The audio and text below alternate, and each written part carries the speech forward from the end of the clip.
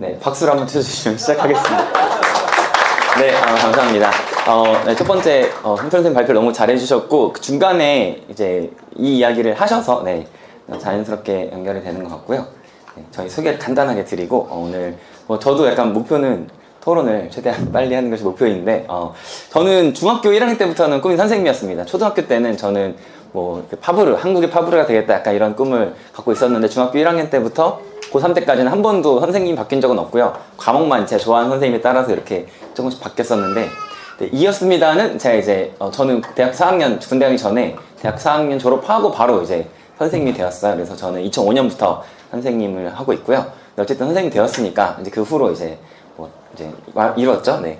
하지만 저는 지금은 새로운 시대의 공교육이라는 원피스를 찾는 게 약간 저의 꿈입니다. 네, 저는 계속 꿈을 꾸고 있고요. 앞에서도 모델링 말씀해 주셨지만, 저는, 네, 저 같은 평범한 사람들도 내 꿈을 열심히 갖고 살고 있다. 약간 이런 이야기 되게 중요한 것 같은데, 근데 저는 제가 얼마 전에 미국 공교육 관련된 책을 봤어요. 스쿨이라는 책이 하기시습이라는 출판사에서 나온 책이 있는데, 아무튼 1800년대, 1900년대를 주로 이야기하는 건데, 저는 아무리 생각해도 만약에 100년 후에 지구가 살아있다면, 네, 인류가 살아있다면 2124년이 되도록 지금의 공교육 시스템이 있을 거라는 생각은 하지 않습니다. 그러니까 다시 말하면 앞으로 100년의 역사를 지나는 가운데 누군가가 새로운 아이디어를 내고 새로운 도전을 할 겁니다. 제가 미국 공교육 역사 보면서 이제 든 생각이 정말 확실히 포인트가 되는 사람들이 있었고, 그 포인트가 되는 사람들이 뭔가 변화를 만들려고 했을 때 굉장히 큰 반발이 있었지만, 그런 것들이 이제 결론적으로 어떤 사람들에 의해서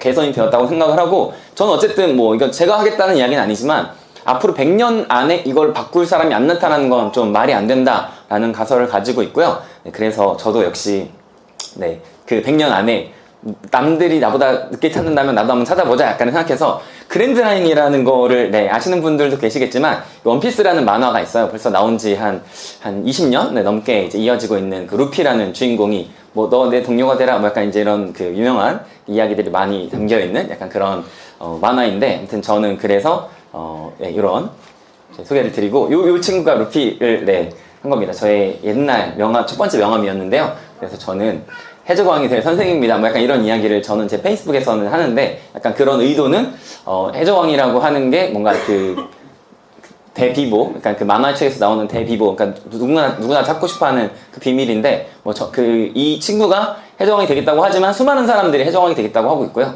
저도 그런 사람들 중에 한 명이라는 소개를 드리면서 시작을 하도록 하겠습니다. 앞으로 10년 동안 어떤 시대가 될 것이다, 막 이제 이런 주제가 저는 굉장히 좀 중요하다고 생각을 했어요. 저는 2005년에 선생님이 돼서 저는 2008년에 군대를 갔거든요. 그러니까 제가 군대를 장교로 갔다 와서 40개월 동안 이제 군대를 가게 된 거예요. 그러니까 26살에 가서 10월 31일 날 전역을 하는 스케줄이었기 때문에 군대 갔다 오면 30대인 거죠. 그 당시에는 30대는 굉장히 30대 어떻게 살지 약간 이제 이런 부담이 있었던 이제 어린 시절이었기 때문에 내가 군대 갔다 온 사이 세상이 다 바뀔 것 같은 약간 그런 생각이 막 들더라고요. 근데 제가 군대를 가기 전에 1학년 때 담임했던 친구들이 고3이 됐는데 2008년에 그 친구들 수업 시간에 자습을 하는데 PMP라는 걸 가지고 당시에 자습을 하는 걸 보고, 이제 세상이 이렇게 바뀌면 진짜 가르치는 거는 진짜 진짜 세계 최고의 강사들이 자기 최고의 컨디션을 갖고 있는 그 강의를 잘 컨텐츠를 만들어 두면 지식 전달은 이렇게 끝나겠구나라는 생각을 저도 2008년에 했어요. 많은 분들이 당시에 하셨겠지만, 지금은 유튜브나 이제 어떤 것들로 좀 어느 정도 좀 확인이 됐죠. 그래서 어쨌든 저도 미래에 대한 되게 관심이 많이 있는데, 그래서 미래에 대한 키워드가 어떤 것들이 있나를 저는 이제 여러 좀 훌륭한 분들께, 물론 이제 사람마다 다 관점이 다를 수 있겠지만, 제가 오늘 되게 저한테 영향을 많이 주신 세 분을 잠깐 소개를 드리려고 합니다. 이분은 2015년에 우리나라에 오셨어요. 지금은 되게 이제 제야에서 묻혀서 지내시지만, 네, 이분이 마윈이죠. 마윈이 2015년에 우리나라에서 이런 이야기를 했는데, 제가 마윈의 다른 책을 찾아보니까 2014년부터 이미 중국 청년들한테는 이런 이야기를 하고 다녔고요. 마윈이 알리바바, 광군제를 만든 알리바바의 창업자잖아요. 그리고 이분이 영어교육과를 졸업하셨어요. 이제 중국에 있는 지방 세범대학교에서 영어교육과 졸업하시고 미국에 우연히 갔는데 인터넷이라는 신문물을 보고 인터넷 세상을 바꾸겠구나라고 생각해서 알리바바를 창업했다고 하더라고요. 그런데 이 사람이 2015년에 우리나라에 와서 이제 인터넷 시대가 끝났고 데이터 테크놀로지 시대, 사실 당시에는 저는 DT? 전 디자인 띵킹이라는 게 관심이 많았기 때문에 디자인 띵킹 봤더니 이제 기사 내용이 데이터 테크놀로지라는 말을 했는데, 2015년 당시에 저는 지금 제 파이썬 티셔츠 입고 있는데 저는 2014년부터 파이썬 좀 공부했고 2015년엔 파이썬은 수업을 하고 있었어요. 그런데 데이터 테크놀로지라는 말은 당시에 저한테 분명히 데이터와 테크놀로지는 저한테 약간 익숙한 단어인데 데이터 테크놀로지가 세상을 바꾼다는 말이 저한테 아무런 인상을 주지 않아서 당시에 좀 충격을 빠졌어요. 아, 내가 지금 이 사람이 보고 있는 미래에 대해서 전혀 감각이 없구나. 그래서 그때부터 제가 좀 데이터 테크놀로지라는 게 뭐지? 라고 생각을 하면서 뭐 이제 그때부터 약간 데이터라는 주제에 대해서 좀 관심을 갖기 시작했고요. 두 번째는 이제 정재순 교수님 2017년에 제가 당시엔 육아휴직을 하고 있었습니다. 육아휴직 중에 이제 뭐 이제 아이를 보면서 이렇게 뭐 이렇게 강연 프로그램, 당신 찬양 클래스라는 프로그램이 굉장히 재밌었거든요. 최근에는 잘 모르겠는데, 아무튼 정재순 교수님이 당시에 교육 5부작 뭐 이런 걸 하시고 뭐 이제 4차 산업혁명 이런 이야기 하셨어요. 2017년 당시에는 4차 산업혁명이라는 키워드가 되게 욕먹는 키워드였습니다. 당시에 모 후보님께서, A 후보님이 4차 산업혁명이라는 키워드로 대선 후보로 나왔다가 별로 이제 인기를 못 끌었죠. 당시에 4차 산업혁명이라는 이야기는 저거 사기다. 알파고 때 잠깐 떴지만 저거 실체도 없는 거다. 약간 이런 인식이 좀 있었는데, 저도 당시에 뭐 4차 산업혁명에 대한 키워드에 대해서 긍정적이지 않았는데, 이제 정재순 교수님이 이런 이야기를 하시더라고요. 이게 닐 거센필드라는 분이고 저분이 뭐 3D 프린터 약간 이제 이런 거에 이렇게 많은 이렇게 영향을 끼치신 분이라고 해요. 근데 저분이 한 말을 인용을 하셨는데, 저는 저 한 문장이 세상은 아톰의 세상과 빛의 세상이 있다라는 얘기를 듣고 저한테는 굉장히 좀 큰 아하 포인트였어요. 저런 관점으로 볼 수 있구나. 제가 부전공은 제가 도덕윤리를 했고, 제가 나름대로 장자랑 도덕경에 되게 많이 좀 심취를, 대학생 시절에 도서관에서 장자를 읽다가 제 뇌 속에 우주가 내 안에 있구나. 약간 이런 걸 나름대로 깨달았던 사람이기 때문에 음양 약간 이런 거에 대해 관심이 되게 많고, 제가 장교로 가서도 동양의 약간 철학들이 진짜 서양에도 굉장히 큰 영향을 주고 있고, 되게 동양 철학들이 굉장히 좀 심오하구나. 이제 음양이라는 약간 이런 개념으로 제가 이제 아톰과 비트도 0과 1로 이루어져 있지만, 아톰과 비트 자체도 이렇게 0과 1로 섞여있는 이런 세상이 오는 게 4차 산업혁명이라고 이야기 하시는데, 저런 미래가 이미 왔구나. 그러니까 제가 잠깐 말씀드리겠지만, 저는 83년생입니다. 그래서 저는 저 어렸을 때 제 친구들이 이제 그 286이라는 컴퓨터를 가지고 잘 산 친구들이 게임을 하기 시작했고, 저는 초등학교 때쯤부터 PC 게임 하기 시작했고, 약간 이제 그래도 아톰의 세상과 비트의 세상이 점점 발전하는 시기에 저는 이제 성장을 해왔죠. 그래서 지난 3, 40년 동안 아톰의 세상에서 비트의 세상이 어떻게 커져 있는지를 보고 있고, 이걸 봤을 때 2017년 당시에 이거 바뀌지 않는 이거 굉장히 큰 흐름이구나. 3, 40년 동안 굉장히 수많은 변화가 있었지만 앞으로 10년 동안 확실할 수 있는 게 있다면 그 당시에 저는 비트의 세상은 지금보다 더 커지겠구나. 약간 이제 이런 좀 확신이 당시에는 좀 생겼었고요. 내가 지금 보고 있는 비트 세상 되게 큰 것 같고, 당시엔 스마트폰 중독이 굉장히 큰 이슈였습니다. 지금은 스마트폰 중독이란 말 자체가 저는 많이 없어졌다고 생각하고, 사람들이 핸드폰만 보고 있다는 것을 약간 좀 안 좋게 보기도 하지만, 어쨌든 누구나 다 뇌가 비트의 세상에 어느 정도 살고 있다. 약간 이렇게 생각이 들고, 예를 들면 메타버스 세상이 온다고 하면 이제 더 많이 시간을 보낼 거라고 생각이 들기 때문에, 어쨌든 저희 아이가 지금 10살, 6살 두 명의 아이가 있는데, 이 아이들이 살아갈 세상에는 확실한 건 비트의 세상은 지금보다 더 커질 거다.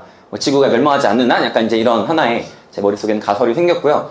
그렇다면 계속해서 뭐 생긴다고 했다가 안 생기고, NFT가 어떻고, 약간 이제 이런 이야기가 막 뜨고 지고 하고 있는데, 약간 이런 큰 흐름을 보면 방향성 자체는 바뀌지 않을 거다. 약간 이제 이런 생각이 들어서, 그러면 이 지난 1950년대쯤부터 컴퓨터가 생겼다고 하면 한 지난 70년 사이에 안 바뀐 게 뭔가? 비트의 세상이 점점 커지고 있다는 것과 이 비트의 세상이 코드랑 데이터로 이루어져 있다는 거는 저는 안 바뀌었다. 약간 이제 이런 관점을 가지고 있고요. 그래서 코드와 데이터, 비트의 세상은 코드라는 집에 데이터라는 전기나 물, 약간 이런 것들로 이루어진 세상이 아닌가. 그래서 비트의 세상을 이루고 있는 거는 코드와 데이터이다. 그래서 코드와 데이터를 잘 이해하면 비트의 세상에서 문제를 잘 해결할 수 있을 것이다. 오늘 말씀드릴 대부분의 내용은 저는 기본적으로는 일단 큰 틀에서는 문제 해결, 능력, 약간 이제 이런 차원에서 좀 말씀을 드릴 겁니다. 교육에 다양한 접근 방법이 있겠지만, 제가 오늘 말씀드릴 부분은 문제 해결 능력, 그러니까 어떤 그런 관점에서 들어주시면 좋을 것 같습니다. 아무튼 그래서 제가 그 당시에 이제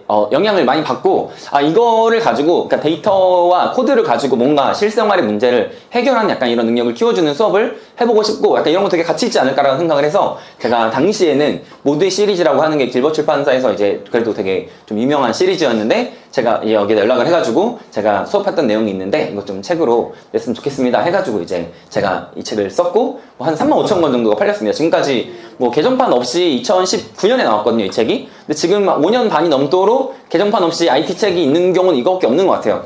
그래도 아무튼 뭐 지금까지도 잘 팔리고 있는 약간 그런 네, 책입니다. 그 이유는 저는 제가 그 당시에 제가 뭔가 이렇게 되게 기술적인 걸 가르치기보다는 데이터라고 하는 거, 이 표지에 보면 공공 데이터의 가치에 대해서 제가 머릿말에 되게 의미 있게 남겨놓은 말이 있습니다. 나중에 시간이 되시면 서점 가셔서 보시면 좋겠는데, 아무튼 저는 데이터라는 가치에 대해서 우리가 조금 더 새롭게 조명할 필요가 있고, 공공 데이터라고 하는 게 정부에서만 지금 막 공개하려고 난리를 치는데 일반 시민들이 공공 데이터라는 것들을 더 많이 접하고 그것들을 가지고 어떤 문제를 발견하고 해결하는 이런 능력을 키우는 게 되게 좀 중요하다, 약간 이런 생각이 들었습니다. 마지막 이분인데요. 이분 혹시 아시는 분 손 한번 들어주실래요?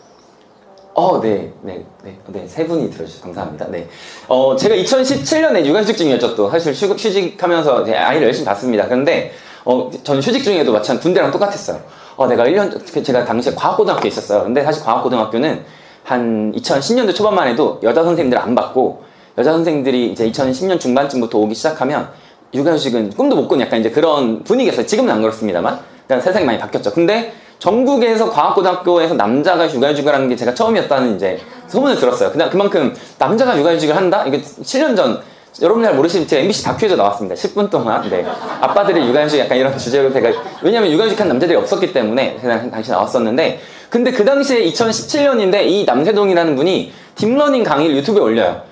근데 강의를 봤는데 그것도 역시 저한테 약간 그 앞에서 두 분이 했던 거랑 똑같이 이분은 무슨 얘기를 하냐면 뉴턴의 운동의 법칙들을 만들었지만 그 당시에는 이거 발견을 했지만 아무튼 이거 증명이 되지 않았다. 이제 이런 이야기를, 발견이 먼저 됐고 증명이 나중에 되었다. 근데 딥러닝도 그런 것 같다. 딥러닝 지금 증명이 안 된 사람들이 저거 좀 되게 사기 같다라고 하고 있지만 2017년 이야기입니다. 그런데 이걸로 세상이 바뀔 것 같다라는 이야기가 요 한 5, 6분짜리 영상에서 나오는데 제가 이분 이야기하는 거 듣고 또 딥러닝이 세상을 바꾸는구나 라고 또 한번 좀 이제 망치로 머리를 맞고 그다음부터 제가 또 이제 딥러닝 쪽에 관심을 갖고 공부를 하기 시작했어요. 그러니까 제가 다른 선생님들에 비해서는 좀 빨리 공부했기 때문에 2019년에 우리나라에서는 처음으로 인공지능 교과서가 서울에서 나오는데 거기에 이제 저도 같이 참여를 해서 만들었죠. 그러니까 그만큼 제가 AI에 대한 관심과 이런 것들은 굉장히 크다는 거를 이제 말씀을 드리려고 했고요. 그런데 제가 작년부터 제 페이스북 소개인데 제가 교육에 대한 좀 아무도 안 시켰지만 저는 어쨌든 해적왕이 될 거기 때문에 교육의 미래를 어떻게 이제 해결해야 되나 혼자서 막 고민을 하는데 제가 일부러 기록을 남겨놨어요. AGI 시대의 교육을 어떻게 준비할 것인가를 내가 2023년 11월부터 제가 좀 준비를 해야겠다. 그래서 AGI 시대의 교육, 이 얘기 했다가 어떤 이제 윤리를 중요하게 생각하시는 카이스트 교수님이 AGI라고 하는 저렇게 정의도 안 되어 있는 말을 이제 한다 이렇게 얘기하시면서 저한테 이렇게 피드백을 주셨는데 저는 그런 부분들도 되게 이제 받아들이지만 어쨌든 저는 10년 안에 올 이 AGI 시대를 저희 자녀들은 살 거고요. 지금 중고등학생들도 30대가 될 때쯤에는 이런 시대가 올 수도 있습니다. 사실은 지금의 AI만으로도 아이들이 살아가도 굉장히 많은 것들이 바뀔 건데 아직은 계속 AI가 좀 성장하고 있기 때문에 저런 시대가 온다면 가설이긴 하지만 준비는 해야 된다고 생각을 하고요. 무엇을 준비해 주어야 하고 이제 우리 교육 시스템이 아이들한테 뭘 준비해 줘야 되는지 먼저 고민을 하고 그 다음에 아이들한테 이런 걸 준비해 줘야 되니까 우리가 뭘 준비해야 되는구나 이제 이런 것들을 같이 좀 고민하면 좋겠다는 생각이 들고 제가 나름대로 20년 차 교사이기 때문에 교육청에서도 약간 어떤 이야기를 나눌 때는 제가 그래도 좀 이렇게 의견을 드리면 최근에는 이제 좀 좋은 이제 교육청에도 이제 좀 훌륭하신 분들이 많이 계시기 때문에 그런 분들이랑 같이 이렇게 이야기할 경우는 있습니다만 오늘 저는 이 자리가 되게 중요하다고 생각하는 거는 결국은 교육청 안에서 뭔가 바꾸기보다는 전체 시민사회와 함께 우리가 모두 함께 전문가분들과 시민들과 선생님들과 교육청과 모든 주체들이 함께 좀 힘을 합쳐야 된다는 생각이 들고요. 그래서 제가 발표를 최대한 짧게 하려고 생각하고 있죠. 아직도 동의합니다. 자, 그래서 이제 이런 접근이 있을 수 있습니다. AI 시대를 준비하기 위해서 이런 것들을 우리가 아이들한테 월요일은 글쓰기 가르치고 화요일은 이미지 편집을 가르치고 수요일은 동영상 생성하고 이제 이미지 생성하고 이제 이런 것들을 가르칠 수 있죠. 근데 저는 지금 직장인들이라면 저런 거 배우는 게 충분히 의미가 있다고 생각을 합니다. 그런데 10년 후를 살아갈 아이들에게 이게 과연 필요한가라고 생각을 했을 때 딱 10년 전으로 거슬러 올라가면 10년 전에 이런 게 있었습니다. 여러분 기억하실지 모르겠지만 저는 군대를 2011년에 있었기 때문에 당시에 제가 스마트폰 너무 사고 싶다. 왜냐면 남들이 다 카카오톡을 하기 시작하더라고요. 나도 저 채팅방에 들어가고 싶은데 지금까지 문자로만 주고받은 1대1이었잖아요. 카톡만 쓰신 분들은 모를 수 있어요. 근데 옛날엔 문자라고 하는 건 1대 다가 불가능했단 말이에요. 그래서 제가 남들 다 카톡방에서 무슨 얘기 했다는데 나만 빠져있으니까 너무 끼고 싶은 거예요. 그래서 빨리 스마트폰 사야지 한 게 2011년이었습니다. 2011년, 12년 넘어가면서 1000만 명이 넘기 시작했고요. 2014년쯤부터 아마 전 국민이 약간 스마트폰을 갖기 시작한 때쯤인 것 같은데, 이 무렵에는 이번 주에 너 못 갈았어? 나 이거 대박이야. 이런 이야기들을 했던 기억이 아마 당시에 스마트폰이 있던 분들은 있으실 거예요. 이 탑 100 안에 있는 그것들을 모두 다 쓴 사람은 지금 10년 후에 정말 디지털 능력이, 문제 해결 능력이 하나도 못 써본 사람에 비해서 월등히 뛰어난 것인가? 저는 그 부분에 대해서는 그렇지 않다. 그리고 이게 이제 저는 이 시대, 제 이때가 중1, 이때가 고2, 네. 일단 전 중고등학교였고, 저는 어쨌든 컴퓨터 선생님 되려고 했기 때문에 고등학교 때도 컴퓨터를 열심히 재밌게 배웠습니다. 그리고 PC통신 동아리라고 하는 되게, 지금은 아무도 생각하지 않겠지만 당시엔 그런 동아리도 저희 학교에 있어서 저 열심히 활동을 했었는데, 이 당시에는 교보문고 같은 데 가면 이런 책이 굉장히 많이 쌓여서 팔렸습니다.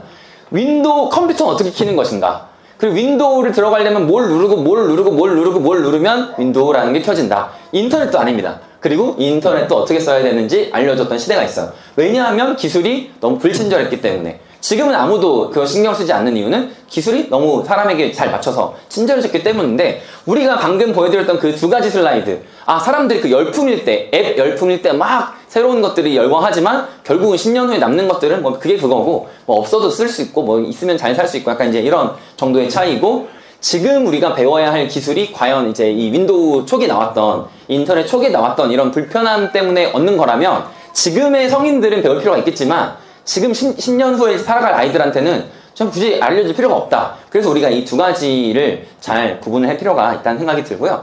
그래서 저는 이제 그 말씀 드렸지만, 저는 일단 대한민국 공교육을 살려야 한다.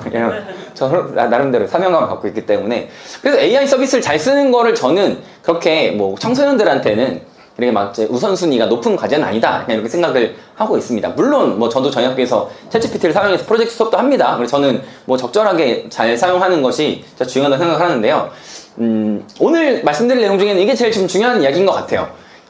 인공지능 데이터를 기반으로 한다는 건 여기 계신 분들이 다 아실 내용이고, 알파고나 이번에 노벨상을 받았던 알파폴드나 이런 인공지능들이 굉장히 사람들에게 위협이 될 정도로 대단한 거는 해결 능력이 굉장히 뛰어나다. 이제 문제 해결이라고 했을 때 솔빙 능력이 뛰어난데, 어느 정도 뛰어나냐면 인간 최고수가 바라볼 수 없을 정도로, 헤아릴 수 없을 정도로, 그리고 인간 과학자들이 조금 10년 안에는 못할 것 같다라고 생각했던 부분들을 인공지능이 해내는 시대가 이제 막 우리가 지금 살아가고 있는 시대인데, 하지만 알파고든 알파폴드든 이제 그 이야기 인터뷰를 들어보면, 제가 최근에 되게 인상적이었던 게 데미스 하사비스, 그 알파고를 만든 딥마인드 CEO가 알파고 만든 다음으로 어떤 문제를 풀어야 될까 고민을 했대요.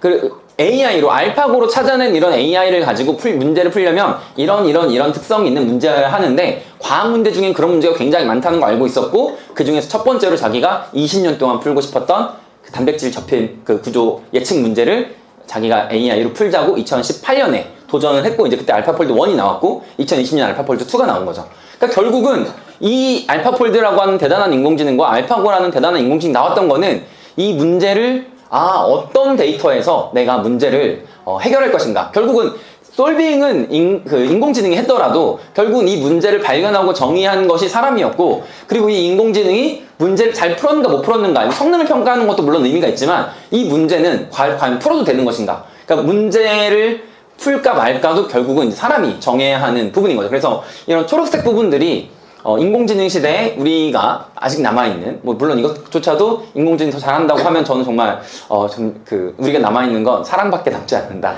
네. 그런 생각을 하고 있는데, 아무튼 이것도 저희 남성 대표님한테 영향을 받은 거예요. 근데 아무튼 이 초록색 부분을, 그래서 지금 현재는 저는 10년 후를 살아갈 아이들한테 이 초록색 부분은 그래도 좀 가치가 있을 거다. AI 서비스를 가르치는 거는 10년 후에 의미가 있을지 모르겠지만, 이런 것들을 가르치는 건 아이들한테 충분히 좋을 것 같다는 생각을 하나 하고 있고요. 하나 더 말씀을 드리면, 그런데 인공지능으로 풀어야 될 문제가 과연 우리 초중고등학생들한테 풀기 적합한 문제인가? 이런 부분도 저는 좀 생각할 필요가 있다고 생각합니다. 왜냐하면 인공지능이 풀어야 될 문제는 사람이 못 푸는 문제니까, 솔빙 능력이 사람이 범위 안 닿아서 팔이 안 닿으니까 AI한테 시키는 약간 이런 범위가 많다고 생각합니다. 그런데 우리 아이들이 BT 세상인 모든 문제는 다 AI로 치환할 수 있는가? 그렇지는 않고요. 물론 아톰의 세상의 문제 중요합니다. 저는 아톰의 세상 문제는 아톰의 세상끼리 풀고, 제가 생각할 때는 전체 교육에서 80%는 한 100년 동안 안 바뀔 수 있다고 생각을 합니다. 왜냐하면 전통적인 인간의 구조가 바뀌지 않았고 인간이란 생물학적인 어떤 특성들이 바뀌지 않았을 수 있기 때문에 몇천 년 전의 기록을 봐도 지금의 인간과 뭔가 이 탐욕과 뭐 이런 것들이 굉장히 비슷한 걸 보면 인간이 지난 몇천 년 동안 엄청 바뀌지 않았다는 걸 봤을 때 교육의 본질 자체는 크게 바뀌지 않는데 부분적으로 이 바뀌는 시대에 대비하기 위해서 한 10%나 20% 정도의 부분을 어떤 것들을 반영하나 했을 때 저는 인공지능이라는 키워드보다는 오히려 비트의 세상에서 문제를 해결하는 방법을 아이들이 좀 더 배울 필요가 있겠다. 왜냐하면 저는 40대인데 지금 여기서도 그래도 제가 약간 대충 중간 정도 되지 않나 이런 생각을 하고 있습니다만 제가 어렸을 때만 해도 비트 세상에서 문제를 푸는 거는 이제 뭐 별로 없었습니다. 그런데 지금 아이들이 지금 자라나는 우리 초중고등학교 아이들은 비트 세상에서 문제를 해결하는 경우가 지금보다는 훨씬 더 많이 있을 거라고 생각이 들고요. 지금 모든 기업이 다 비트의 세상을 염두에 두고 모든 어떤 활동들을 대부분 하고 있으니까 우리가 이런 부분에서 아이들한테 비트 세상의 문제를 어떻게 해결할 수 있도록 도울 것인가 라는 관점에서 자, 남은 시간 동안은 3개의 사례를 보여드리려고 하는데요. 첫 번째는 이거 오렌지3라고 하는 프로그램이에요. 이게 뭐 약간 코딩 교육적인 관심 있는 분들은 아실 수도 있겠지만 파이썬 기반으로 만들었는데 코딩하지 않고 이제 뭐 데이터 분석이나 뭐 머신러닝 이런 것들을 할 수 있어서 최근에는 되게 많이 이제 각광받고 있는 뭐 그런 프로그램인데요. 이걸 가지고 2050년에 서울의 기온이 어떻게 변할 것인가 제가 지금 저희 학교에서 하고 있는 수업 사례를 말씀을 드리고요. 두 번째는 이제 과학 선생님들이 계신다면 너무나 친숙한 과학교과서의 통합과학교과서 고등학교 1학년 1학기 대부분 다 중간고사 시험 범위에 들어가 있는 전국민이 통합과학이라는 교과서는 전국민이 다 배우는 고등학교 1학년 아이들이 배우는 거기 때문에 그거를 어떻게 이제 시뮬레이션 할 수 있을 것인가 그리고 이게 어떻게 확장 가능한가 말씀드릴 거고요. 시간이 되면 최근에 수능 때 있었던 일인데 뭐 이제 요거까지 해서 제가 몇 가지 사례를 좀 설명을 드리려고 합니다. 자, 지금부터는 라이브로 제가 할 거기 때문에 라이브이기 때문에 분명히 오류가 있을 수 있겠지만 저 20년차 베테랑 교사이기 때문에 하여튼 오류가 과연 나는지 한번 확인해 보겠습니다. 일단 구글에서 기온 데이터라고 검색을 해보시면 이렇게 쭉 나오는데요. 대부분 다 공공 데이터라는 사실을 알 수 있죠. 이만큼 데이터가 되게 우리 일상에 되게 많이 와 있는데 우리 시민들이 여기 접근할 수 있는 그것이 없던 거는 결국은 데이터를 가지고 뭔가 문제를 해결하는 경험들이 없었기 때문이 아닌가. 우리가 이런 경험들을 하게 된다면 얼마나 쉽게 데이터에 접근할 수 있는지 이런 것들을 저는 이제 말씀을 드리는 거 되게 좋아하는데 지금 보시면 서울의 기온은 언제쯤부터 관측했을까요? 뭐 저희 고등학생들한테 이야기하면 이제 해방 이후요 이렇게 이야기하다 일제시대요 이렇게 이야기도 합니다. 네, 정답이 나오려면 오래 걸리는 이유는 실제로 서울은 1907년 10월 1일 그러니까 일제시대 이전부터 기상 관측을 시작했습니다. 그래서 실제로 데이터를 보시면 4만 일이 넘기 때문에 지금 보이시죠? 자, 4만 일이 넘는 데이터를 지금 그래프를 그리느라 컴퓨터가 고생을 했는데 중간에 데이터가 비어 있습니다. 왜 비어 있을까요? 전쟁. 맞습니다. 6.25 전쟁 때. 근데 이게 역사적인 인식이 있는 사람에게는 6.25가 보이고요. 역사적인 인식이 없는 사람에게는 안 보입니다. 그러니까 데이터가 그만큼 배경 지식이 중요해요. 저도 뭐 배경 지식 없이 코딩만 가르치고 데이터 분석 가르치는 건 의미가 없다고 생각을 하고 그래서 데이터라는 주제가 굉장히 통합적인 어떤 융합 교육을 하기 되게 좋은 소재라고 생각을 하고 있습니다. 자, 아무튼 이 데이터를 클릭을 하는 순간 데이터가 다운로드가 되는데요. 요거 4만 일짜리 데이터가 있으니까 빅데이터라고 할 만하겠죠. 이 용량이 얼마나 될까요? 네, 벌써 스포가 나와버렸는데 1.2MB입니다. 1.2MB. 그럼 저거 뭐가 문제가 있는 거 아니야? 그렇지 않습니다. 실제로 이 데이터는 열어볼게요. 네, 실제로 이 데이터는 방금 1.2MB짜리 데이터는 1907년 10월 1일부터 어제까지 데이터를 기상청에서 이렇게 제공을 해줍니다. 지금 스크롤이 되게 끝도 없이 보이는 이유는 얘가 지금 4만 일짜리 데이터라서 그렇고요.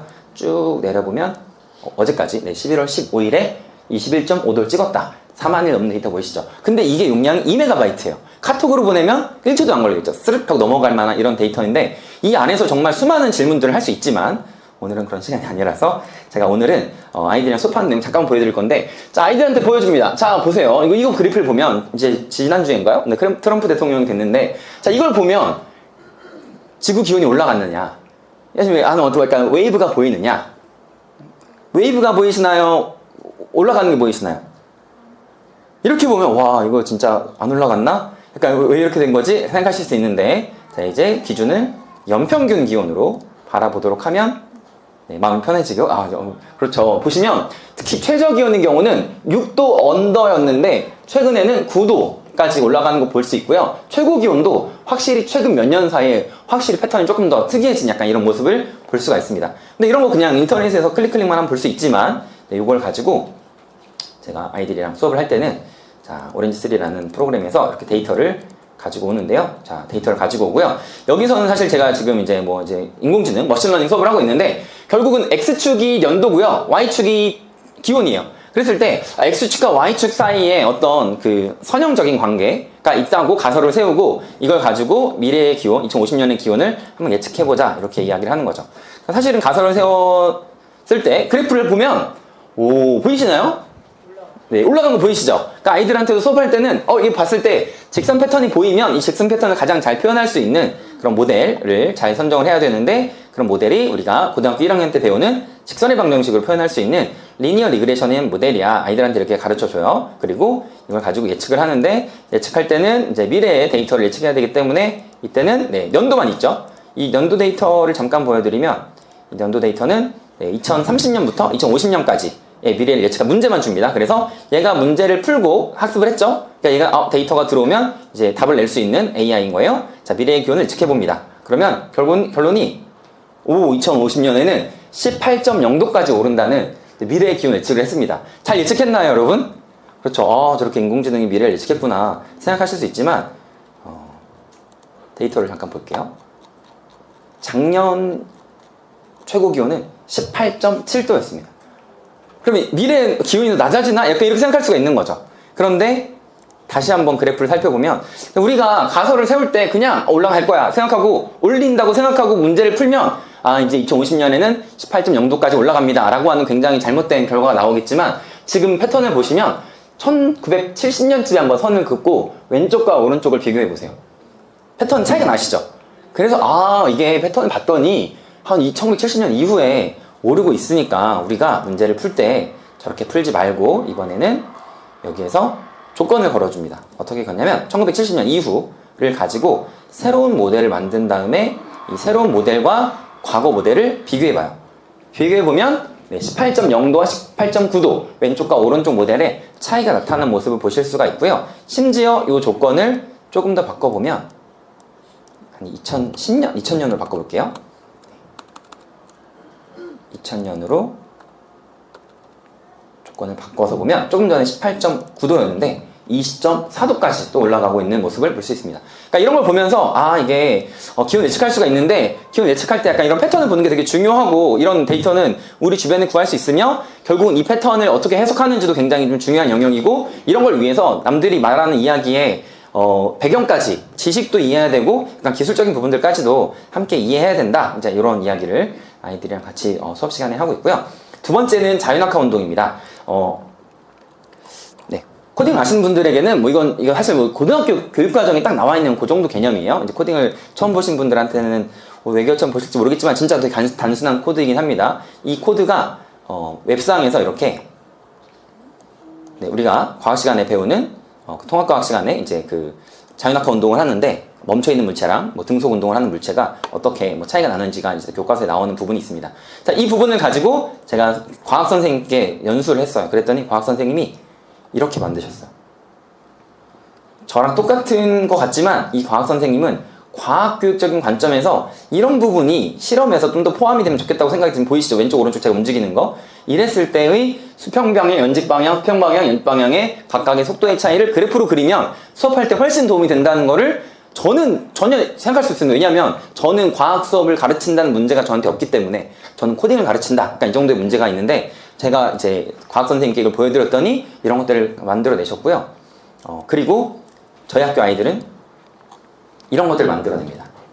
자, 첫 번째, 방금 자율낙하 운동과 사실 똑같은 개념인데요. 지금 벽에 닿을 때마다 색깔이 랜덤하게 바뀌는 거밖에 차이가 없고요.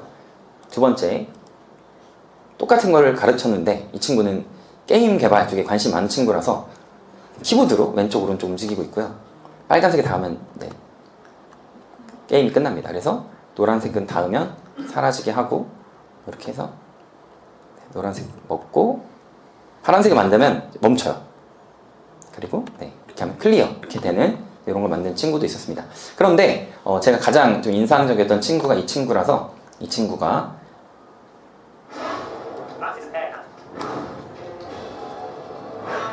Magnifies gold. It's targeted right up there. Now, if you look up there, what can you see? Watermelon. We're going to drop that bad boy the second we release the gold. Alright? So, my question to you guys. 이 친구가 수행평가를 잘 준 거예요. 아이들한테 자연학과 운동까지 수업하고 그다음에 이거 응용해서 뭔가 만들어봐 이렇게 한 거였는데 이 친구가 어느 날 우연히 요 유튜브 영상을 봤다고 합니다. 여러분들 한번 보세요. Second we fire that. Exactly. And now, time's up, guys. Well, no, 60 something. 67. We're going like 67. 67. Alright, are you guys ready to do this? Yeah. If 67 miles an hour is indeed the right speed to hit the melon, we'll know because we filled our fruit with explosives. Keep an eye on the melon, alright, here we go. In 3, 2, 1. 자, 과연 이 수박은 맞았을까요? 맞았다. 맞았다. 네, 감사합니다. 못 맞췄다. 네, 감사합니다. 저희 학교 학생도 못 맞췄다. 왜냐면 영상이 반이나 남았거든요. 아, 맞췄을 리가 없다. 네. 그리고 네. 이걸 보는 순간 와, 배신감 느꼈답니다. 아, 저렇게 작구나. 아니, 처음부터 저렇게 110이라고 짜는 건 너무했다. 배신감 느끼면서 영상을. So the high speed of 67 miles an hour was a kill shot. But what about a much slower speed? So how's about we see it? 그리고 당연히 못 맞추지. 저거 왜 저러지? 이걸 보는 순간 아, 이거 확실히 조작이다. 아, 이건 주최 측에 조작이 있었다. Pointing right at that watermelon. Let's say we release at the same time. Now, gravity affects all things in a safe way. Lined up accurately with the melon, the golf ball will always meet its target at some point on the way down, as gravity causes them both to descend at exactly the same rate. How high or low they meet depends on the force of the shot. As long as that makes it to the melon, you were right, but so were these.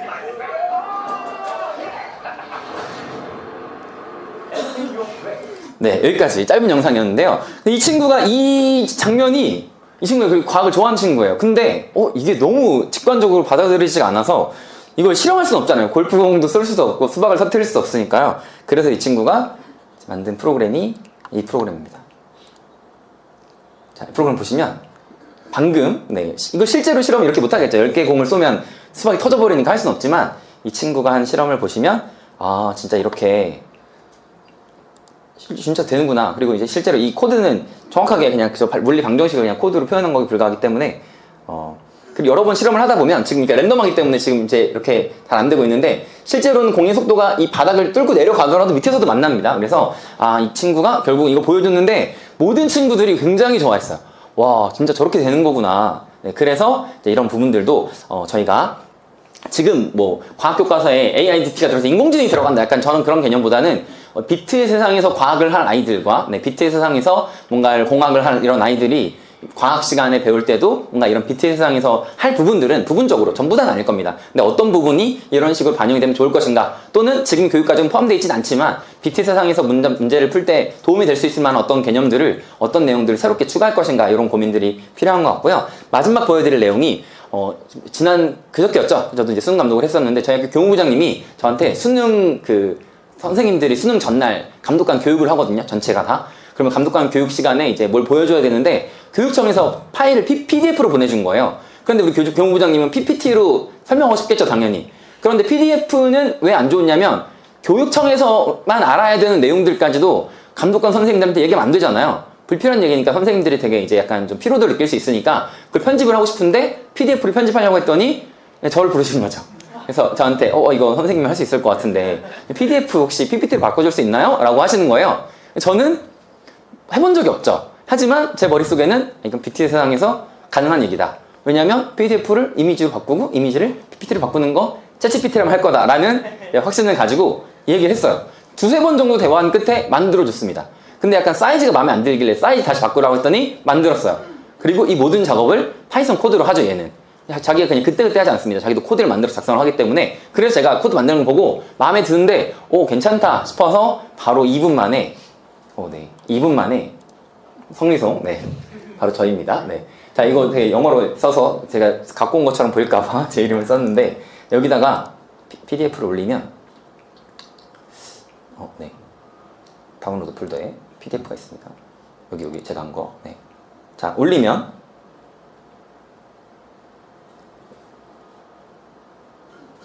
인터넷이 느린 것 같습니다.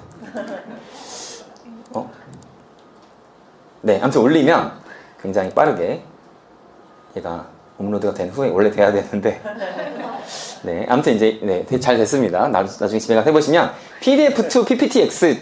네, streamly.app이라고 하는 네, 이런 그 사이트인데요. 아무튼 이거 만들고 저희 학교 선생님들한테 공유해드렸더니 굉장히 좋아하시더라고요. 왜냐하면 선생님들이 PDF로 수업 자료 같은 것들을 다운로드 하실 일이 많이 있는데 네, 네, 그쵸. 되죠. 오, 보셨죠? 네. 자, 이렇게 해서 네, PPT가 네, 순식간에 만들어지는 오, 네, 자, 네. 네, 의도는 아니었지만 네, 좀 이따가 PPT로 네, 띄우시면 될 것 같습니다. 그 외에도 이거는 실제로 제가 책에 썼던 내용들인데 최근에는 AI를 가지고 이렇게 이거 만들면 진짜 오래 걸리거든요. 근데 제가 기본 코드를 얘한테 준 다음에 이거 이렇게 바꾸고 저렇게 바꿔줘 했더니 너무 잘 사이트로 만들어줘서 이것도 마찬가지로 웹사이트이고 네, 뭐 보시는 것처럼 인터페이스가 굉장히 깔끔한데 5년 전까지는 절대 제가 할 수 없었던 일을 할 수 있었지만 진짜 뭐 몇 박 며칠에 뭐 몇 주일은 걸릴 만한 일을 지금 챗GPT한테 일 시키면 진짜 뭐 하루 만에 바꿔줄 수 있어서 저는 이거는 이제 사회 선생님에 약간 해당되는 문제인 거죠. 사회 선생님이 사회 수업을 할 때 그동안 교과서에서 뭐 교과서에 있는 약간 뭐 7년 전 자료 약간 이런 거 가지고 수업을 하셨는데 이제는 뭐 대중교통 데이터 같은 것들도 바로 이렇게 시각화해서 이렇게 인터랙티브하게 이렇게 마우스 올리면 이렇게 확인할 수 있는 이런 수업 자료 같은 것들도 선생님이 조금만 디지털에 대한 이해와 내가 아이들한테 수업을 할 때 이걸 데이터나 이런 차원에서 어떻게 접근할 것인가라는 아이디어만 있다면 충분히 이런 것들을 할 수 있는 이런 시대를 우리가 살고 있다는 생각이 듭니다. 이제 마지막 슬라이드 2개가 남았습니다. 제가 3시 5분에 시작했거든요. 네. 제가 40분 만에 하겠다는 약속을 했었는데 네. 제가 한 40분 정도 걸릴 것 같고요. 뭐 다들 마찬가지 생각하실 겁니다. 근데 뭐 저는 방금 보여드렸던 사례들의 약간 공통점이라고 할 수 있으면 선생님이 디지털을 거부하느냐 아니면 그냥 무작정 받아들이느냐 그 중간 사이 어딘가에 뭐 중용을 잘 지키는 어떤 선이 있을 거고 그 선을 잘 지키는 건 결국은 제가 과학 선생님의 과학 수업에 어떤 것이 문제인지를 알 수 없는 것처럼 결국은 사실은 교육의 주체가 약간 이거에 대한 판단력을 좀 잘 갖출 수 있도록 좀 도와줘야 될 필요가 있다는 생각이 들고요. 사실 그래서 최근에 이제 교육에서도 다양한 연수들이 있지만 뭐 저의 관점은 그냥 오늘 말씀드렸던 약간 이제 이런 뭐 수업 시간에 선생님들이 어떤 것들을 좀 쓰면 아이들이랑 좀 더 이제 수업에 도움이 될 수 있을지 아이들이 이런 능력을 갖춘다면 또 어떤 문제를 새롭게 발견할 수 있을지 네, 이런 부분들을 우리가 잘 포인트를 고민해야 할 시점이라는 생각이 좀 들고요. 마지막 슬라이드입니다. 이제 저는 사실 원래는 이 이야기까지 슬라이드 넣으려고 했더니 40분은 안 되겠더라고요. 그래서 이거는 이제 토론 시간에 같이 이야기하면 좋겠는데요. 저는 AI로 맞춤형 교육을 하는 거에 대해서 제가 아까 2008년 이야기를 드렸죠. 저는 2008년에 이미 내가 마음에 드는 유머 코드를 갖고 있는 강사님의 수업을 듣는 게 좋다고 생각을 했어요. 그러면 이 선생님, 내가 나라에서 정해준 선생님이 가르쳐주는 내용과 내가 인터넷상에서 나한테 가장 재미있는 유머 코드를 갖고 나한테 정말 졸릴 때쯤에 한 번씩 이렇게 자극을 주는 이런 선생님한테 수업을 듣는 게 어떤 게 더 바람직한가? 이건 지금 일단 어느 정도 좀 가고 있죠. 그러니까 AI가 아니더라도 맞춤형 교육이 컨텐츠와 이제 디지털로 인해서 어느 정도 이루어지고 있는데 그런데 중요한 거는 아까 말씀을 드렸지만 AI로 문제를 푼다고 하더라도 이 문제를 풀 건지 말 건지를 결정은 결국 사람이 해야 되는데 문제가 있네? 풀어보자. 이런 접근들이 지금 가장 좀 큰 위협이기 때문에 어떤 문제가 우리가 해결하기 적합한 문제인가 위험하지 않고 어느 정도 성과가 있을 거라고 가설을 세울 수도 있는 적절한 문제에 대한 가설을 합의를 통해서 좀 만들 필요가 있다는 생각이 들고요. 그런 합의가 있었는데 AI로 풀고 싶다면 모두 다 아시다시피 데이터가 필요합니다. 근데 지금은 저는 제가 사실 교육청에는 이런 얘기를 되게 많이 하고 있는데 아무도 잘 지금까지 실천을 할 때까지는 안 됐던 것 같고 지금도 저는 가능성은 좀 당분간 없다고 생각을 하지만 어떤 데이터가 필요한가 그 문제를 풀기 위한 데이터가 뭐가 필요한지를 정하기 위해서는 그래서 문제 정의가 먼저 중요한 거죠. 이 문제를 어떻게 정의하냐에 따라서 수집해야 될 데이터가 달라지는데 문제는 정의도 하지도 않고 그냥 AI를 적용하면 풀릴 것이다 라는 약간 이런 시대에 우리가 문제 정의, 데이터 수집 그리고 이 데이터 수집한 것들을 어떤 안전한 방법으로, 어떤 효과적인 방법으로 처리할 것이고 이것들을 어떻게 활용하는 것이 좋을 것인가. 아까 대시보드 말씀하셨는데 제가 모 홈런 아무튼 뭐 이런 그런 서비스를 출시했길래 교원고에서 막 하시길래 제가 유치원 때 제가 해봤어요. 너무 궁금해서 잘 된다고 하길래 정말 3일 대시보드를 보고요. 그 후로는 한 번도 안 봤습니다. 왜냐면 저희 아이는 드라마틱하게 변하지 않기 때문에 그냥 이렇구나. 사실 그 며칠 보고 나면 그것도 저희 아이니까 봤죠. 뭐 저희 아이가 아니었으면 쳐다도 안 봤을 것 같은데, 그러니까 결론적으로 이 가설을 충분히 좀 검증을 해야 될 필요가 있고, 그 검증을 해야 될 그룹은 소규모여야 된다고 생각을 합니다. 그래야 내 안전성을 좀 더 보장받을 수 있을 거라고 생각이 들고요. 아무튼 이제 이런 것들에 대해서 이야기를 하기 위해서는 학교 안에서의 목소리만으로는 이제 한계가 있고, 여기 모이신 분들이 함께 이런 점들에 대해서 이야기를 나누고 오늘 좋은 시간을 가졌으면 좋겠습니다. 이상으로 서울고등학교의 성리성이었습니다. 감사합니다.